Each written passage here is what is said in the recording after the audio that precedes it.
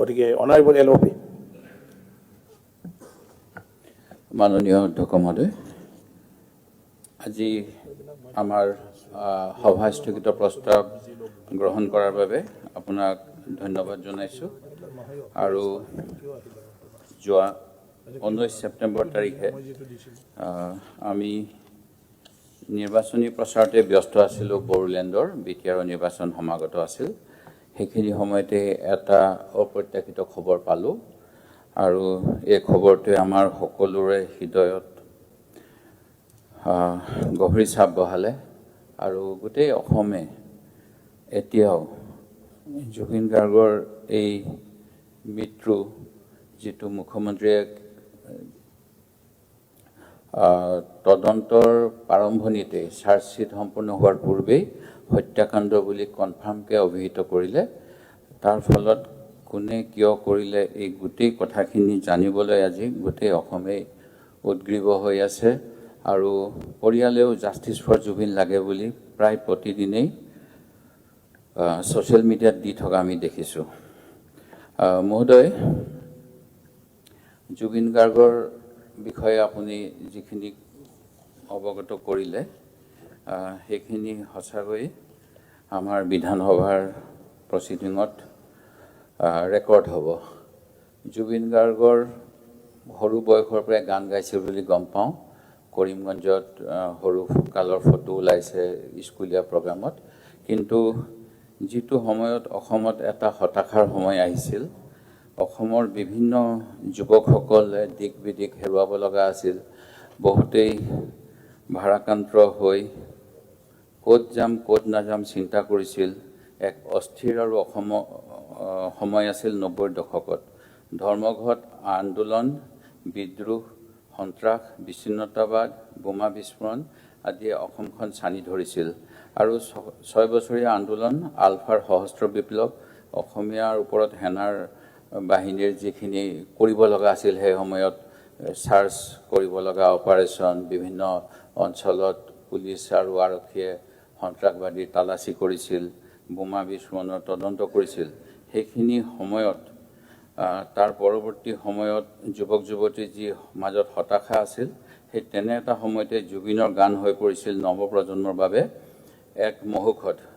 আৰু তেখেতৰ ভাষ্য, গান, চিনেমা হৈ পৰিছিল উঠি অহা যুৱচামৰ আশাৰ বতৰা।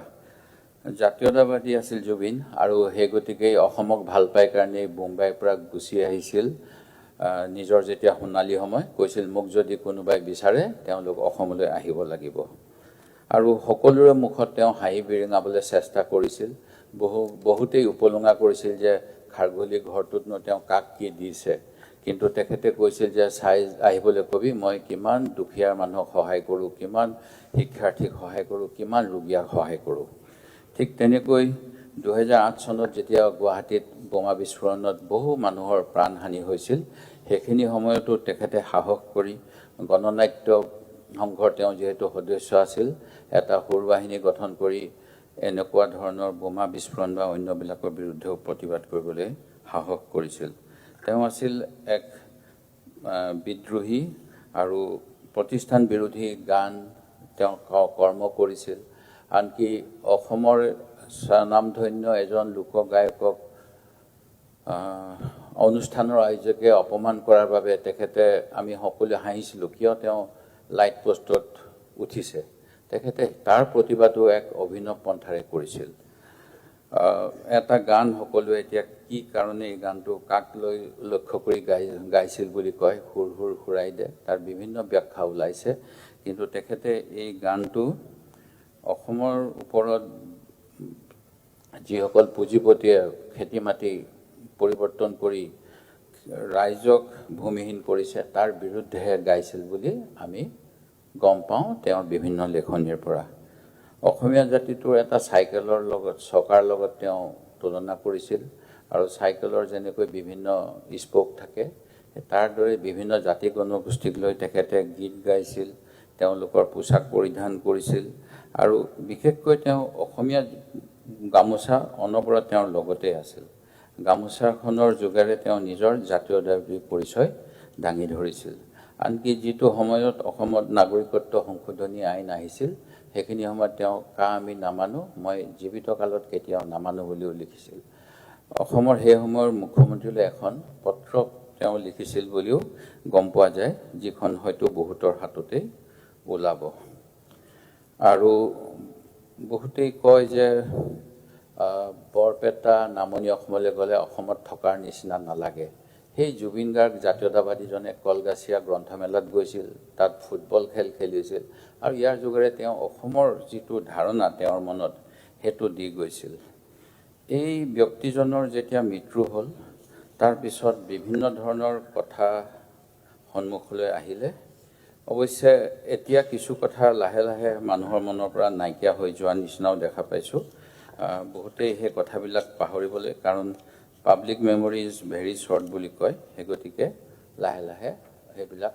মানুহৰ মনৰ পৰা নাইকিয়া হৈছে জুবিন গাৰ্গক নৰ্থ ইষ্ট ফেষ্টিভেলত অংশগ্ৰহণ কৰিবৰ বাবে ছিংগাপুৰলৈ যাবৰ বাবে বাধ্য কৰা হৈছিল নে তেওঁ স্বইচ্ছাৰে গৈছিল ইয়াৰ উত্তৰো আমি অসমীয়া ৰাইজে পোৱা নাই কাৰণ তেওঁ কাৰোবাক কৈছিল মোৰ চিনেমা এখন মুকলি কৰিবলগীয়া আছে মোৰ কামৰ হেঁচা কিন্তু মই যদি নাযাওঁ কোনোবা এজন অৰ্গেনাইজাৰে কিবা সুইচাইড কৰিব নে কিবা এটা কৈছিল বুলি কয় আৰু ঠিক তেনেকৈ তেওঁ সাধাৰণতে গ'লে যিটো টুৰত যায় তেওঁৰ এণ্টাৰেষ্টটো ডাঙৰ হয় সেই সময়ত কিয় তেওঁৰ কম মানুহক লৈ যোৱা হ'ল উপযুক্ত সুৰক্ষা প্ৰদানৰ ক্ষেত্ৰত তেওঁক যিহেতু মাননীয় মুখ্যমন্ত্ৰী মহোদয়ে এটা সময়ত কৈছিল যে জুবিন গাৰ্গৰ নিৰাপত্তাৰ প্ৰতি ভাবুকি আছে তেখেতক বিদেশত যাবৰ সময়ত নিৰাপত্তা দিয়া হ'ল নে নাই বা তেওঁক তাৰ এম্বেচিৰ ফালৰ পৰা এস্কৰ্ট দিয়া হৈছিল নে নাই কাৰণ তেওঁ যিটো অনুষ্ঠানলৈ গৈছিল সেই অনুষ্ঠানটো আমাৰ অসমৰে সুযোগ্য সন্তান কেন্দ্ৰীয় মন্ত্ৰী এজনৰ তত্ত্বাৱধানত থকা ভাৰতবৰ্ষৰ বৈদেশিক পৰিক্ৰমা মন্ত্ৰণালয় আৰু এই মন্ত্ৰণালয়ে ভাৰত আৰু ছিংগাপুৰ ৰাষ্ট্ৰৰ 60 বছৰীয়া সৌহাৰ্দ্যপূৰ্ণ দ্বিপাক্ষিক মৈত্ৰীৰ অনুষ্ঠান আয়োজন কৰিবলৈকে এই অনুষ্ঠানটো আয়োজন কৰিছিল আৰু তাৰ যি অসম চৰকাৰৰ যোগদান লাগে বুলি হাই কমিশ্যন অফ ইণ্ডিয়া ইন ছিংগাপুৰেও অসমৰ মাননীয় মুখ্যমন্ত্ৰীলৈ পত্ৰ প্ৰেৰণ কথা শেহতীয়াকৈ জ্ঞাত হৈছে ঠিক তেনেকৈ নৰ্থ ইষ্ট ফেষ্টিভেলৰ উদ্যোক্তা শ্যামকানু মহন্তক চৰকাৰে কি অনুদান আগবঢ়াই আছিল যদিও মুখ্যমন্ত্ৰী মহোদয়ে তেওঁ অপসংস্কৃতি কৰে তেওঁক সেই গতিকে আমি নিদিওঁ বুলি কৈছে কিন্তু RTI কৰাৰ পিছতো অসমৰ বিভিন্ন বিভাগে এই তথ্য দিবলৈ অস্বীকাৰ কৰিছে আৰু এই কথাবিলাক যিখন SIT গঠন কৰিলে SITখনে এইবিলাক তদন্তৰ আওতালৈ আনিছেনে নাই আৰু কোন ক'ত তালৈ গৈছিল কোম্পানীৰ ডাইৰেক্টৰ কোন আছিল এই কোম্পানীটো ভাৰতৰ এম্বেচি বা এক্সটাৰ্নেল এফেয়াৰ্ছ মিনিষ্ট্ৰীয়ে কেনেকৈ চয়ন কৰিলে এইবিলাক কথাৰ বিষয়ত এতিয়াও কোনো তদন্ত হোৱা আমি গম পোৱা নাই চৰকাৰে এই অনুষ্ঠানক এক বাণিজ্যমূলক অনুষ্ঠান ৰূপে গণ্য কৰি লৈছিল আৰু সেইবাবে কোটিৰ ঘৰত অনুদান আগবঢ়াইছিল নে অনুষ্ঠানটো অকল এটা নৰ্থ ইষ্টৰ কালচাৰ দেখাবলৈ এটা সাংস্কৃতিক অনুষ্ঠান কৰিছিল যদি বাণিজ্যৰ উদ্দেশ্য আছিল তেতিয়াহ'লে বাণিজ্যৰ ক্ষেত্ৰত CII PHDCI বা ফাইনাৰৰ দৰে যিবিলাকে ব্যৱসায়ীসকলৰ লগত তেওঁলোকৰ ইণ্টাৰেষ্টৰ কাৰণে কাম কৰি থাকে এই অনুষ্ঠানসমূহকো কিয় তাত যুক্ত নকৰিলে কোনোবা বিশেষ ব্যক্তিৰ দ্বাৰা ভাৰত চৰকাৰৰ বৈদেশিক পৰিক্ৰমা মন্ত্ৰণালয়ে প্ৰভাৱিত হৈ এনে অনুষ্ঠানৰ পৃষ্ঠপোষকৰূপে কাম কৰিছিল নেকি SIT যিখন গঠন কৰিলে আমি দাবী কৰিছিলোঁ CBIক দিব লাগে কাৰণ যিটো ইণ্টাৰনেশ্যনেল পৰিসৰত এটা হৈছে সেই গতিকে CBI ইয়াৰ বাবে বেছি উপযুক্ত যিহেতু তেওঁলোক পাৰ্টনাৰ অফ ইণ্টাৰপল কিন্তু অসম চৰকাৰে CIDক দিলে আৰু CIDক দিয়াৰ পিছত মুখ্যমন্ত্ৰীয়ে ক'লে পূজাৰ ছুটি খাই আহক অপৰাধীসকলে তাৰ পিছত আহিলেও হ'ব পৰৱৰ্তী সময়ত অৱশ্যে পূজাৰ পূৰ্বে তেওঁলোকে আহি হাজিৰ হ'ল যি সময়ত দিল্লীত আৰু গুৰগাঁৱত গ্ৰেপ্তাৰ কৰিলে দুজনক গ্ৰেপ্তাৰ নে তেওঁলোকৰ সাৰেণ্ডাৰ সেই ক্ষেত্ৰতো অসম আৰক্ষীয়ে স্থিতি স্পষ্ট কৰা নাই যদিহে গ্ৰেপ্তাৰ বা কিবা কৰা হয় বহিৰাজ্যত ইমিডিয়েটলি তেওঁলোকক নিয়েৰেষ্ট মেজিষ্ট্ৰেটৰ ওচৰত ট্ৰেনজিট ৰিমাণ্ডৰ বাবে তেওঁলোকৰ হাজিৰ কৰাব লাগে সেইখিনি হ'ল নে নাই আজিলৈকে সেইখিনিও স্পষ্টভাৱে কোৱা হোৱা নাই SITয়ে কিছু নিৰ্দিষ্ট লোককহে জেৰা কৰিছে আৰু কেতবোৰ নিৰ্দিষ্ট লোকক বুদ্ধিজীৱী হিচাপে আমন্ত্ৰণ কৰি তদন্তৰ অগ্ৰগতি সম্পৰ্কেও জনোৱা বুলি আমি গম পাইছোঁ আৰু তদন্তৰ অগ্ৰগতি সম্পৰ্কে এনেকৈ জনোৱাৰ বিষয়টো লৈ সুপ্ৰিম কোৰ্টৰ বিভিন্ন ৰুলিং আছে য'ত এনেধৰণৰ কৰাটো হানিকাৰক বুলি কৈছে, তদন্তৰ বাধা বুলিও কোৱা হৈছে। ঠিক তেনেকৈ এই তদন্তৰ বিষয়ে যিখিনি মানুহক দিয়া হ'ল, মৰণোত্তৰ পৰীক্ষাৰ কথা কোৱা হ'ল যে কোনোবাই গৈ চাবগৈ পাৰিব, পিছত SP অফিচৰ পৰা কোৱা হ'ল, CID অফিচৰ পৰা চোৱাত বাধা আছে। মুখ্যমন্ত্ৰী মহোদয় এনেকুৱা ধৰণৰ বিভিন্নখিনি কথা কৈ আছিল। আমি বিচাৰিছিলোঁ যে জুবিনৰ তদন্তটো পানী নসৰকা হ'ব লাগে আৰু আৰক্ষীৰ প্ৰচিকিউশ্যনৰ ক্ষেত্ৰত থকা আহুৱাহৰ বাবে এই সদনতেই কঠোৰতকৈ কঠোৰতম শাস্তি অৰ্ণমাই বৰাৰ অপৰাধীক দিয়া হ'ব বুলি কোৱাৰ পিছতো আজি তেওঁলোক মুক্ত আকাশৰ তলত। আৰু যি জাজমেণ্ট দিছে, ন্যায়ালয়ে কৈছে যে আৰক্ষীৰ ভুলৰ বাবে অৰ্ণমাই বৰাৰ ক্ষেত্ৰত যি চূড়ান্ত অপৰাধ কৰিছিল সেই অপৰাধীসকল আজি মুক্ত আকাশৰ তলত। আমি জুবিন গাৰ্গৰ অপৰাধীসকল তেনেকুৱা হোৱাটো নিবিচাৰিছিলোঁ, সেই গতিকে জুডিচিয়েল ছুপাৰভিজন এটা বিচাৰিছিলোঁ। কিন্তু অসম চৰকাৰে এখন এজনীয়া তদন্ত আয়োগ গঠন কৰিলে। আমাৰ হাতত থকা তথ্য অনুসৰি এনেকুৱা তদন্ত আয়োগৰ লিমিটেশ্যন আছে 200 কিলোমিটাৰ আৰু চৰকাৰী পৰিবহণ ব্যৱস্থা থাকিলে 500 কিলোমিটাৰ। তেনে ক্ষেত্ৰত ছিংগাপুৰৰ দৰে এখন বহিৰাষ্ট্ৰ বোধ কৰোঁ কেইবা হাজাৰ কিলোমিটাৰো হ'ব।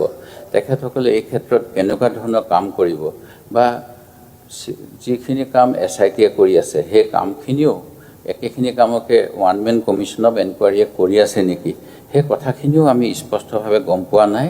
কাৰণ বাতৰি কাকতত যি টাৰ্মছ অফ ৰেফাৰেঞ্চ দিছিলে সেইখিনিত প্ৰায় তেনেকুৱা কথা এটাই অনুভৱ হয়। আমি এই গোটেইবিলাক কথা যিহেতু আমাৰ সন্মুখলৈ আহিছিল, সেই গতিকে আমি ভাৰতৰ ৰাষ্ট্ৰপতি, গুৱাহাটী উচ্চ ন্যায়ালয়ৰ ন্যায়াধীশ, মাননীয় মুখ্যমন্ত্ৰী সকলোকে অনুৰোধ কৰিছিলোঁ যে তদন্তটোৰ যাতে সঠিক দিশত যায় তাৰ বাবে যেনেকুৱা ধৰণৰ পদক্ষেপ ল'ব লাগে সেইখিনি ল'ব লাগে। আৰু এইবিলাকৰ ক্ষেত্ৰত তেনেকুৱা ধৰণৰ বিশেষ সুফল নোপোৱাৰ বাবে আপোনাকো অনুৰোধ কৰিছিলোঁ এখন সদনৰ হাউচ কমিটি গঠন কৰি য'ত সৰ্বদলৰ থাকিব যাতে নিৰপেক্ষ হয় এই কামখিনি কৰাৰ ব্যৱস্থা কৰিব লাগে, যাতে যিখিনি অভাৰচাইট হৈছে বুলি ভবা হয়। বাতৰি কাকতত বিভিন্ন কথা ওলাই আছে। আজি জুবিন গাৰ্গে যেতিয়া গৈছিলে, তেওঁ 3-4 দিনৰ কাৰণে যাওঁতে তেওঁ লগত কাপোৰ কানি লৈ গৈছিলে, চুটকেছ লৈ গৈছিলে। এতিয়া গম পোৱা গৈছে 2 মাহৰ পিছত সেই চুটকেছ ফৰেঞ্চিক এভিডেন্সৰ কাৰণে কালেক্ট কৰা হৈছে। ই এটা তদন্তত প্ৰভাৱ, ফৰেঞ্চিক এভিডেন্স ঠিকমতে ৰক্ষা নহ'লে ই জানো তদন্তত প্ৰভাৱ নেপেলাব, যাৰ যোগেদি আমি দোষীক শাস্তি দিব পাৰিম। ঠিক তেনেকৈ তেওঁ মোবাইল ফোনটো বহুদিনৰ মূৰত ফিজিকেলি লোৱা হ'ল, তাৰ আগতে সেইবিলাক কি কৰা হ'ল। আৰু এজনৰ ঘৰ ৰেড কৰিছিলে, বাতৰি কাকতত পোৱা মতে পিছত তেখেতৰ পৰিবাৰক সেই ঘৰত সোমাবলৈ দিয়া হ'ল। চিল ঘৰটোত কেনেকৈ সেইবিলাক সোমাবলৈ দিয়া হ'ল, ৰেডৰ সময়ত ইণ্ডিপেণ্ডেণ্ট উইটনেছ আছিল নে নাই, এই গোটেইবিলাক কথা বহুত বিপদমান হৈছে। আৰু যিহেতু সদনৰ এটা দায়িত্ব আছে, জুবিন গাৰ্গ এনে এজন ব্যক্তি যিজনে কৈছিল মই কোনোবা দলে তেখেতক ৰাজ্যসভালৈ যাবনি এই প্ৰস্তাৱ দিছিল, তেখেতে কৈছিল মই ৰাইজৰ মাজত থাকিব বিচাৰোঁ। তেখেতে নিজেই কৈছিল যে ৰজাঘৰৰ লগত থাকিব নালাগে, ৰাইজৰ লগত থাকিব লাগে। আমি ভাবোঁ আমি ইয়াতে আমাৰ মেণ্ডেটটো বেলেগ বেলেগ হ'লেও আমি সকলোৱে প্ৰজাৰ লগত আছোঁ।